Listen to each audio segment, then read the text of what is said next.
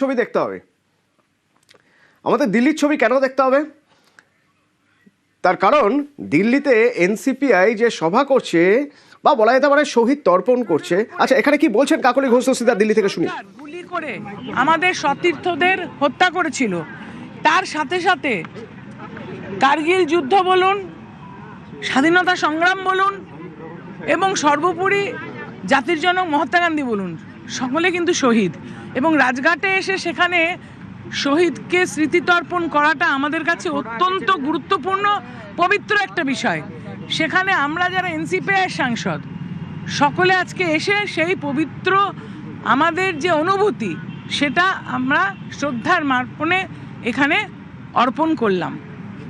আপনারা যখন এখানে প্রার্থনা করছেন সেই সময় ক্যাথিড্রাল রোড থেকে মঞ্চ থেকে বারবার ধরে আপনাদের নাম করে বলা হচ্ছে আপনারা গদ্দার, আপনারা নিমকহারাম, এই শব্দগুলো ব্যবহার করা হচ্ছে। শুনুন, যার কালচার, যার সংস্কৃতি তার কাছে আমরা এখানে প্রার্থনা করছি। আপনিই বললেন আমরা প্রার্থনা করব সবাই ভালো থাকুক, ওনারাও ভালো থাকুক।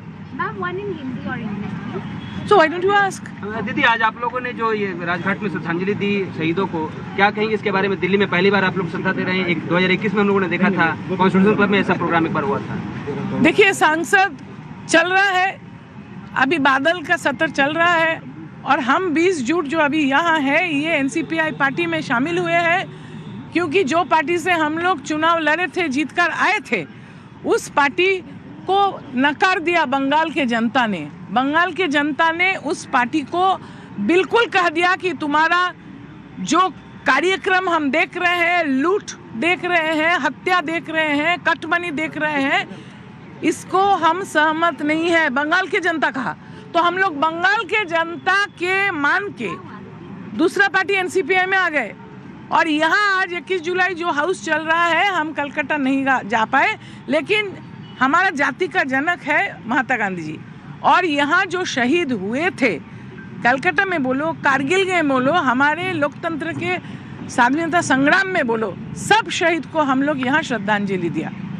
मैम, हिंसा को लेकर के ही आपने श्रद्धांजलि दी है। कल हमने देखा कि जो प्रोटेस्टर्स कॉकरोच जनता पार्टी के प्रदर्शन करने पहुंचे थे नीट पेपर लीक को लेकर के, एक शांतिपूर्ण प्रदर्शन करना चाह रहे थे, उन पर दिल्ली पुलिस ने लाठीचार्ज किया, उनको चोटें आई हैं। अब उनकी कुछ मांगे हैं और वो ये कह रहे हैं कि सरकार हमारी मांगों को नहीं सुन रही है। सुनिए, अगर आप कोई मीडिया हाउस से बोल रहे हैं तो आपको निष्पक्ष रहना चाहिए। जितना पुलिस घायल हुआ उसका भी जिक्र करो, पत्थर बड़े बड़े फेंके गए उसका भी जिक्र करो। हम जो एनईटी का जो प्रश्न निकल गया उससे सहमत नहीं है, क्योंकि बच्चे मेहनत करते हैं। সংসদের বাদল অধিবেশন চলছে, তাই কাকলি ঘোষ দস্তিদারের দাবি যে এরকম একটা পরিস্থিতিতে দিল্লি থেকে তাদের আসা সম্ভব না, তাই তারা শহীদ তর্পণ করলেন রাজঘাটে। কিন্তু এর আগেও 21শে জুলাইয়ে যদি কোনো অধিবেশন থাকে, দিল্লিতে কোনো গুরুত্বপূর্ণ বৈঠক থাকে, মিটিং থাকে, সেখান থেকে উড়ে আসতেন এখানে 21-এর মঞ্চে। ভীষণভাবে তখন ম্যাটার করতো যে কারা কারা ওই 3টে মঞ্চের একদম প্রধান মঞ্চে থাকবেন। এবার অবশ্য সে তাগিদ নয়, আলাদা একটি দল, এবং সেই দল এনডিএকে পুরোপুরি সমর্থন করছে, এবং সেই জায়গা থেকে দিল্লিতে রয়েছেন তারা। কিন্তু আমি যদি এবার একবার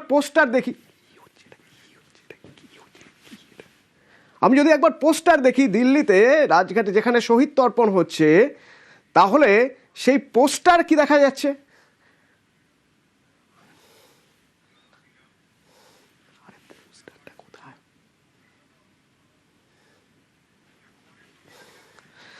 সেই পোস্টারে দেখা যাচ্ছে সেখানে সুদীপ বন্দ্যোপাধ্যায়, কাকলি ঘোষ দস্তিদারের ছবি, আর কারো কোথাও কোনো ছবি নেই। লেখা আছে শহীদ স্মরণ, নিচে এনসিপিআই। আমার সঙ্গে মৈত্রেয়ী আছে কি নয়াদিল্লি থেকে? মৈত্রেয়ী, এই ছবির ব্যাখ্যা একটু জানতে চাইবো তোমার থেকে, মানে জাতীয় রাজনীতি। মোমবাতি নিয়ে তৃণমূলের বিরুদ্ধে লোকসভায় দাঁড়িয়েছিলাম 2004 সালে, তাতে আমি 90,000 ভোট পেয়েছিলাম। এটা শুধু গেঞ্জি জাঙ্গিয়া নয়, 90,000 কলকাতা শহরের বুকে। আর 2006 সালে আমি একবার তৃণমূলের প্রার্থীকে বিধানসভার নির্বাচনে পরাজিত করেছিলাম। তাহলে এটা জেনে রাখা উচিত, সব কথাই যারা যা বলে তার উত্তর দেওয়ার কোনো প্রয়োজন বোধ আমি করি না। কিন্তু 2004 সালে মনে রাখতে হবে, আমি হারার ফলে 2004 সালে তৃণমূল কংগ্রেস লোকসভাতে একজন মাত্র জিতেছিল, সেটা মমতা ব্যানার্জি।